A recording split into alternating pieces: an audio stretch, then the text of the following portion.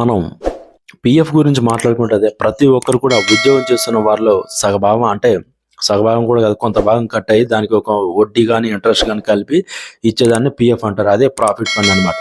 అది కూడా పింఛన్ లాగా పనిచేస్తుంది. ఇక అధిక పింఛన్కు సంబంధించి వివరాలు సమర్పించేందుకు ఉద్యోగుల భవిష్యత్ నిధి సంస్థ అయిన PF, EPFO, employment provident fund అని చెప్పి అంటారు.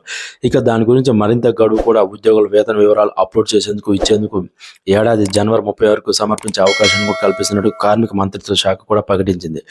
ఇక 3.1 లక్షల మంది ఉద్యోగులు అధిక పింఛను దరఖాస్తులు పెండింగ్లో ఉన్నట్టు మనకి సమాచారం.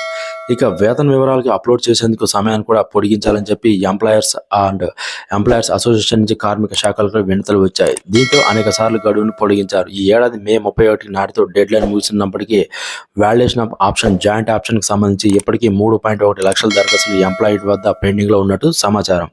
దీంతో గడువును 2025 జనవరి 31 వరకు